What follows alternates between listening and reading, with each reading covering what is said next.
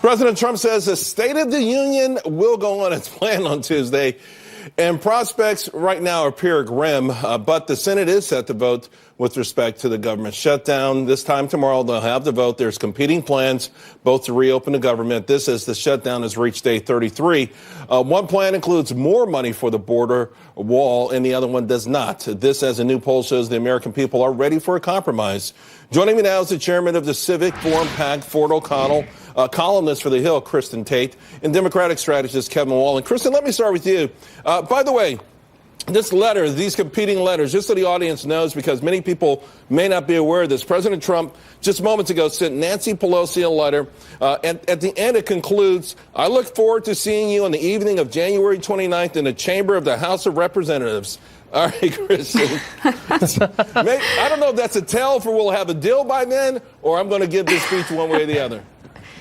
He's going to give the speech one way or another. I do not think we're going to have a deal by then and suspect that this shutdown is going to go on for quite some time, Charles. Trump won't agree to any deal that doesn't fund his wall. Democrats won't agree to any deal that does fund his wall. For Trump, this is about keeping a campaign promise. To Democrats, this is about politics, dirty politics. The fundamental issue here is not the $5.6 billion in funding for the wall. I mean, the federal government spends more than that every single day. We spend $7.2 million a minute to keep the government open. If anything, though, Charles, I hope we can walk away from this government shutdown with the understanding that the federal government is just way too big, way too bloated, and should be downsized significantly. I mean, look at the TSA. It's a laughable failure. It should be privatized. The private sector is more effective because there's accountability in the private sector. Federal workers are 45 times less likely to get fired and receive 17% more in pay than their private sector counterparts. Although right now, though, Kevin, we are hearing about these food pantries, and we know people have missed one check, they'll soon miss two.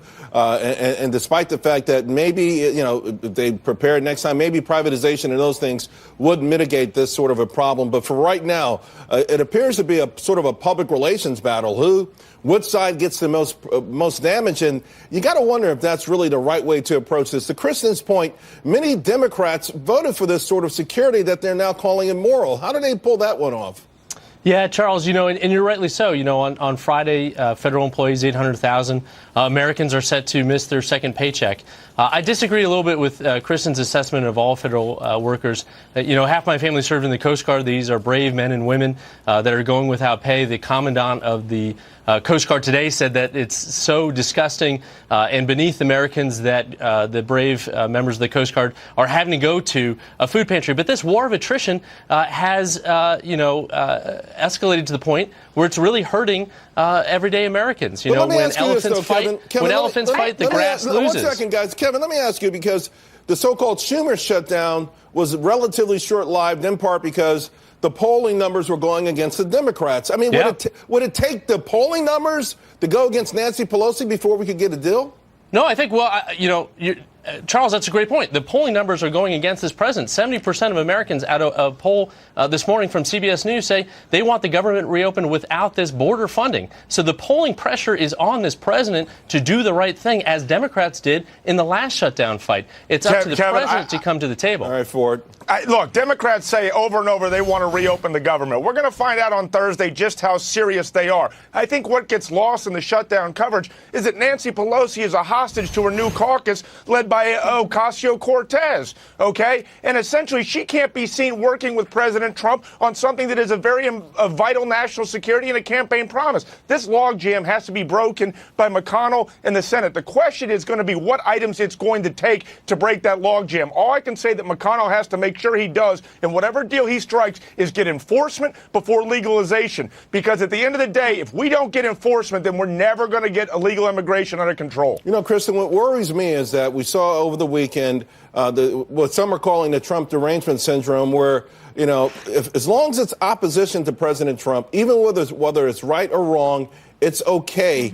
And this feels to me that it will embolden Nancy Pelosi and Democrats, to sort of stay with Kevin, saying, hey, as long as public relations aren't against us, and it's unlikely it ever will be against them with the media behind them, then they'll keep this situation going, while also saying that they care for 800,000 people Americans not getting paid.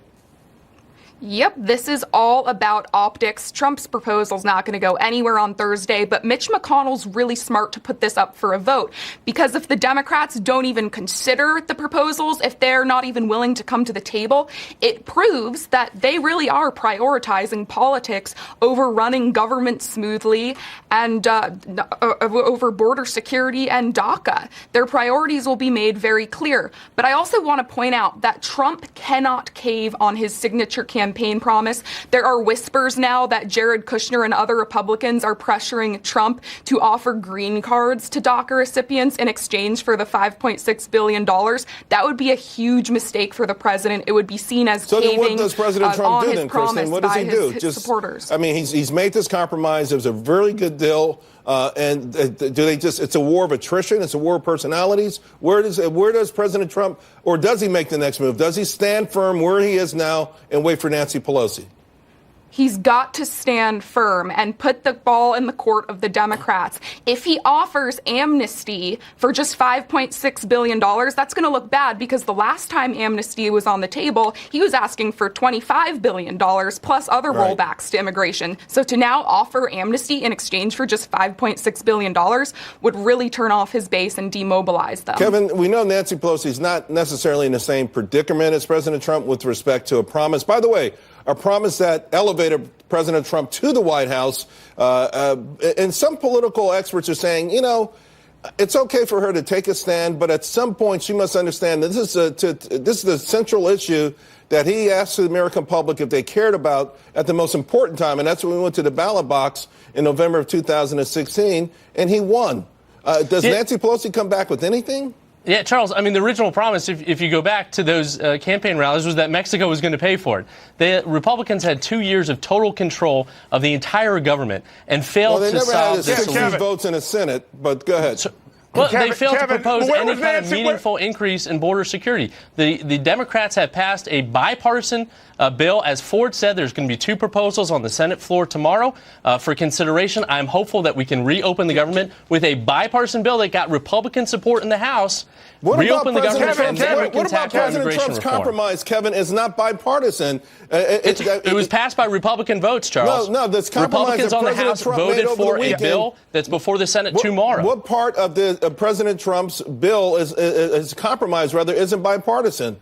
Well, there's poison pills that the White House has agreed that they put into the legislation tomorrow, making it not acceptable to Democrats in the Senate. That is wrong. That's not negotiating in good faith. You have a bipartisan bill from the House that's voted on tomorrow on the floor of the Senate. Kevin, Democrats say that they want DACA and TPS. That is exactly what President Trump is putting forward. And remember what the president's number one job is. But a 3-year agreement is not the solution. Hold on. This whole argument is absolutely ridiculous. Where was Nancy Pelosi calling on the Republican side, on the White House side, when Barack Obama put up 138 miles of wall? We have 650 plus miles of wall. Steny Hoyer said walls work in some places. But the question is, why is it that you don't want to do this? Obviously, it is about politics. The question is that the Republicans have to reframe this argument, not only make it about security, but make it about the fact that Democrats really don't want to open the government, and they're more concerned about playing politics with Trump and not about the safety and security. On that point, Ford, hold on one second. Ford, on that point, can Republicans ever truly control the message in this sort of media environment, though? Absolutely they can, but they have to show that they're out there compromising, and one of the ways that they're going to do is to make sure that the Democrats are going to sit on their hand. If this goes on long enough, then President Trump will have the public opinion to go with a national emergency. Until then, he has to make sure he works it through the legislative process, because using an executive order is something the Democrats could eventually overturn should they retake power. Kristin, I'll give you the last word. It feels like Nancy Pelosi, President Trump, going for the Bill Belichick Award here, right? That's a great reference, Charles. And can they bring others into this negotiation process to get it moving?